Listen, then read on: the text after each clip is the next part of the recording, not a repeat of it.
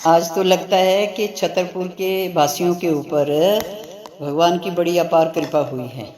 सब एक साथ उठकर आए हैं, तो ये बड़ी अच्छी बात है, बड़ी प्रसन्नता की बात है।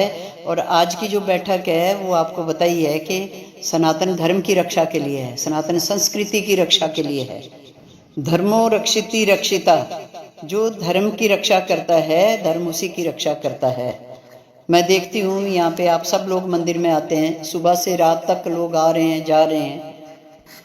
प्रणाम किया, दर्शन किया, एक लोटा जल चढ़ाया, चल पड़े। ये नहीं कि हमारा कोई सनातनी भाई बैठा है, हमारा कोई हिंदू भाई बहन कोई मंदिर में बैठे हैं, हम भी थोड़ी देर बैठते हैं, हम थोड़ी बात करते हैं, एक दूसरे के साथ थोड़ी जान पहचान करते हैं, एक दूसरे का नंबर लेते हैं, जुड़ते हैं, हम लोग एक होते हैं। वो बात नज़र नहीं आ रही है।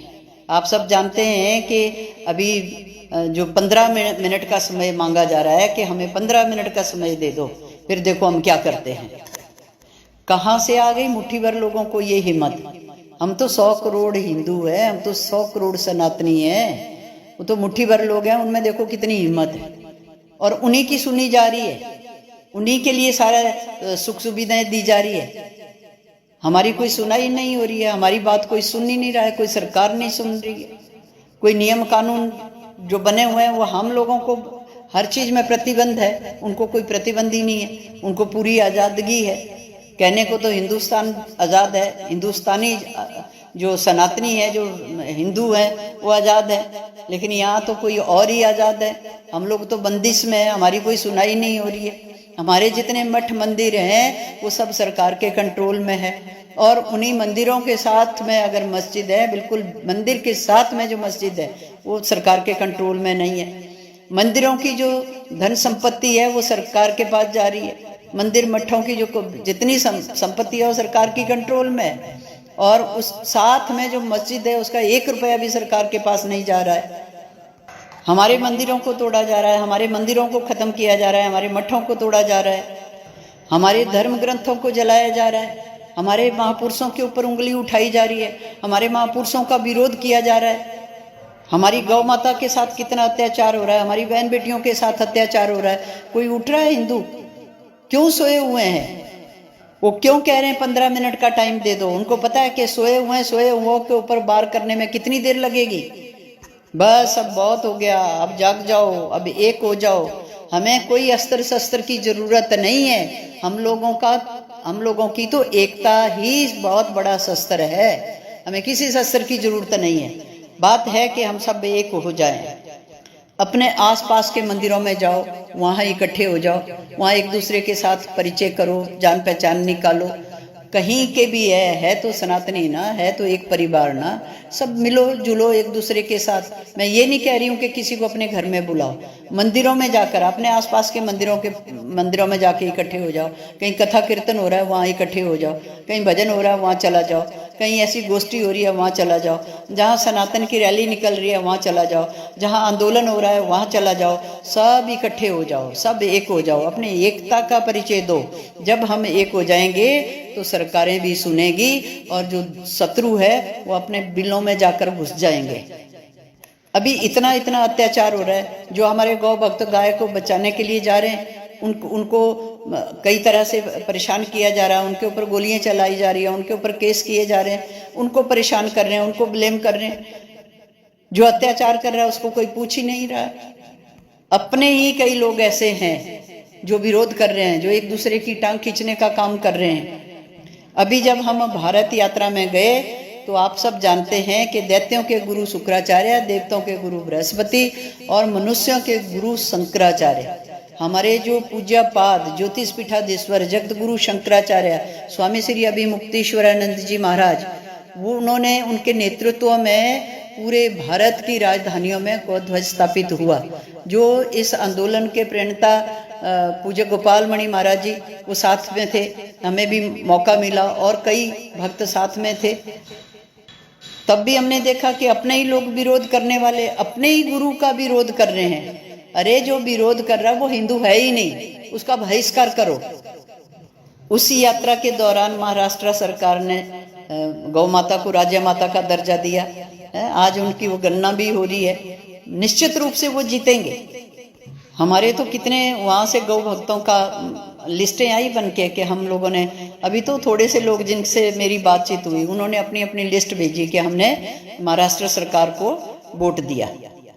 गाय के नाम पर वोट दे रहे हैं। ऐसे ही हम सब लोगों को करना चाहिए। जो गौ रक्षक है, जो सरकार कहती है कि हम गौ की रक्षा करेंगे, गौ हत्या बंद करेंगे, गौ माता को राष्ट्र माता का सम्मान देंगे, उस सरकार को अपना मतदान दो। तभी आपके माथे से जो गौ हत्या का पाप लगा हुआ है वो तब मिटेगा जब हम गौ भक्त को अपना वोट देंगे। तो आज की जो बैठक है, आप सब लोगों ने इसमें संकल्प करना है कि आज से हम सब मंदिर में आकर या अपने आसपास के मंदिरों में जाकर, अपने महापुरुषों के पास जाकर सब इकट्ठे होंगे और अपने साथ एक दूसरे के साथ जुड़ेंगे, एक दूसरे के साथ जान पहचान करेंगे और एक दूसरे का नंबर भी रखेंगे।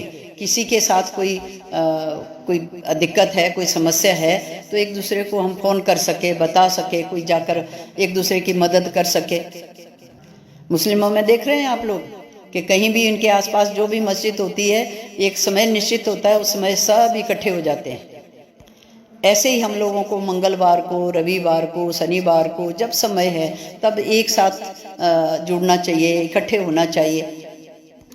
गौ माता को बचाना है, गौ माता को राष्ट्र माता का सम्मान दिलाना है, उसके लिए तो पब्लिक चाहिए, वो किसी एक दो लोगों का काम नहीं है।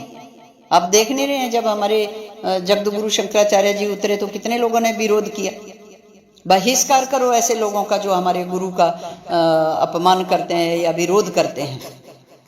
पिछले वर्ष जब आंदोलन था तो हमने जब यहाँ रैलियां निकाली, प्रभात फेरी भी निकाली हमने, तो छतरपुर की गलियों गलियों में हम गए, पूरे दिल्ली में हमने रैली निकाली, पूरे देश के कई राज्यों में गए, हम अपने महापुरुषों का, अपने हिंदुओं का, सनातनियों का आह्वान किया।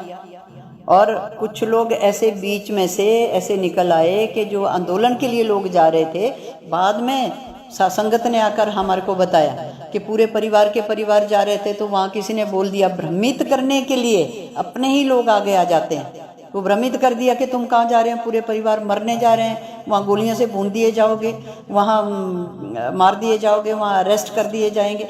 अरे तुम अपने धर्म की रक्षा के लिए जा रहे हैं, अपनी माँ की रक्षा के लिए जा रहे हैं, तो वहाँ अगर ऐसा हो भी जाए, मरना तो है ही, अगर ऐसा हो भी जाए तो वो तो बड़े भाग्य की बात है, बड़े सौभाग्य की बात है।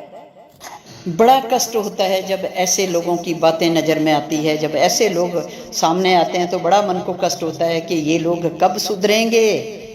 अब आप सब ने एक होना है। बहुत सारी लंबी चर्चा है, बहुत चर्चा हो भी चुकी है, ये थोड़ी सी चर्चा हमने और आपके साथ सब ने इकट्ठे होना है, सब ने एक होना है और संकल्प करना है। और सब लोगों ने जहाँ भी मौका मिले वहाँ इकट्ठे होना है और 10-10 लोगों को अपने साथ जोड़ना है। और जो भ्रमित करने वाले लोग हैं, जो गुरुओं के प्रति, जो महापुरुषों के प्रति, जो मंदिर मठों के प्रति या ऐसे धर्म के कार्यों के प्रति जो आपको भ्रमित करता है, विचलित करता है, उसका बहिष्कार करो। अभी पूरी दिल्ली में गौ ध्वज स्थापित होंगे, यूँ तो और पूरे देश में होंगे। अभी तो राजधानियों में हमने किए, अभी हर जिले में होंगे, हर तहसील में होंगे, गौधामों में होंगे, मंदिरों में होंगे, सब जगह जाकर हम गौ ध्वज स्थापित करेंगे और लोगों को जोड़ेंगे, लोगों को बताएंगे। देखिए इतनी विडंबना है, इतनी बड़ी बात है कि जब हम ये गौ ध्वज स्थापना के लिए गए तो लोगों ने कहा कि अपने ही लोगों ने कहा, ऐसे लोगों को हिंदू कैसे कह सकते हैं, तो उन्होंने कहा कि गौ माता के पेट से मनुष्य का जन्म करवाओ, किसी मनुष्य के बच्चे का जन्म करवाओ, तब हम मानेंगे कि ये हमारी माता है, नहीं तो हम नहीं मानते। लोगों को पता ही नहीं कि जो धर्म को जन्म देने वाली है, हमारे यहाँ तो बैल को धर्म के रूप में देखा जाता है, उसको जन्म कौन देती है? वो गौ माता ही तो देती है। उस सनातन धर्म को हमने धारण किया हुआ है, तो जो हमारे धर्म की माता है वो हमारी माता नहीं हुई।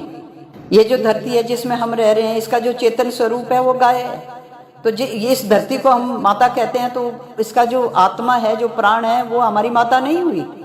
क्या कहें, कैसे कैसी विडंबना है, कैसे कैसे लोग हैं।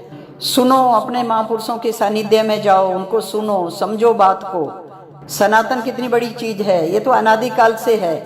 इसी में से एक एक विषय उठाकर सबने अपने अपने मजहब बना दिए, अपनी अपनी संप्रदाय बना दी, अपना अपना राग, अपनी अपनी डफली। सब सनातनियों को एक होना चाहिए, संगठित होना चाहिए, तभी तुम सुरक्षित रहेंगे, तभी तुम आजाद रहेंगे। सनातन की रक्षा करो। सनातन है तो हम है, सनातन है तो संविधान है, सनातन है तो स्वतंत्रता है, सनातन नहीं है तो तुम गुलाम हो जाओगे। याद रखना।